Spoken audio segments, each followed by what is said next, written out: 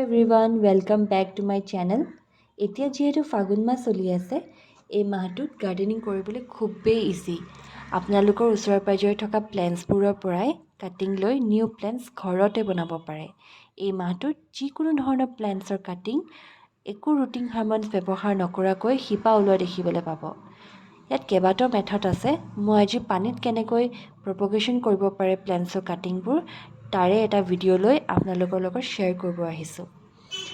এতিয়া মই তিনিটা প্লেণ্টছৰ কাটিং লৈ লৈছোঁ।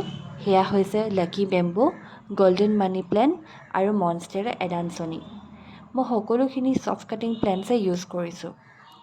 লাকি বেম্বোজোপা কাটিং কৰোঁতে মন কৰিব গাঁঠি থকা ওচৰতহে কাট কৰিব, তেতিয়া তাৰ পৰা শিপা ওলোৱাত সহায় হ'ব। নেক্সট প্লেণ্ট লৈছোঁ মানি প্লেণ্ট। ইয়াতো য'ত এৰিয়েল ৰুটছ ওলাই থকা দেখা পায় তাতহে কাটিং কৰিব, আৰু মনষ্টেৰা এডানছনিজোপা কাট কৰোঁতেও একেই এৰিয়েল ৰুটছ থকা ওচৰতে কাটিং কৰিব। আৰু এটা মন কৰিবলগীয়া কথা হৈছে যে যিখন ব্লেড নাইবা টুল আপোনালোকে ইউজ কৰিব সদায় চাফা কৰি লৈহে কাটিং কৰিব। প্ৰপগেশ্যনৰ বাবে আপোনালোকে ৰেগুলাৰ ৱাটাৰো ইউজ কৰিব পাৰে, নহ'লে বা ফিল্টাৰ্ড ৱাটাৰ ইউজ কৰিব পাৰে। এতিয়া মই বটলত সুমোৱাৰ আগতে তলৰ পাতকেইটা কাটি লৈছোঁ যাতে পানীত লাগি গেলি যাব নোৱাৰে। ওপৰত অকল দুটা পাত থকাকৈহে মই এই ডালটো ইউজ কৰিছোঁ। মই ইয়াত গোটেইকেইটা কাটিং একেটা বটলতে লগাইছোঁ। আপোনালোকে বিচাৰিলে বেলেগ বেলেগ বটলো ইউজ কৰিব পাৰে। পানী অকল ডালকেইটা ডুব গৈ থকাকৈহে দিলেই হ'ব। পানীবোৰ ৩-৪ দিনৰ মূৰে মূৰে সলনি কৰি থাকিলে গেলি যোৱাৰ চান্স একদমেই নাথাকে আৰু শিপাবোৰ সোনকালে গ্ৰ'থ হোৱা দেখিবলৈ পাব। মই বিশেষকৈ ৱাটাৰ প্ৰপগেশ্যনটো বেছি ভাল পাওঁ, কাৰণ ইয়াত মই সময়ে সময়ে চেক কৰি থাকিব পাৰোঁ আৰু কেনেকুৱা ধৰণৰ গ্ৰ'থ হৈছে সেয়াও লক্ষ্য কৰি থাকিব পাৰোঁ। এনেকুৱা ধৰণৰ চফ্ট কাটিংবোৰ মোৰ মতে পানীতে বেছি ভাল ধৰণে গ্ৰ' কৰা মই দেখিবলৈ পাওঁ।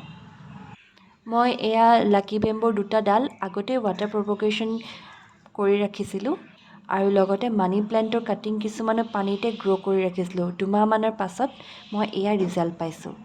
তেনেকৈ পেপাৰ ৰমিৰে এটা সৰু ডাল, লগতে স্পাইডাৰ প্লেণ্ট আৰু চিংগনিয়ামৰ কাটিং গ্ৰ' কৰিছিলোঁ।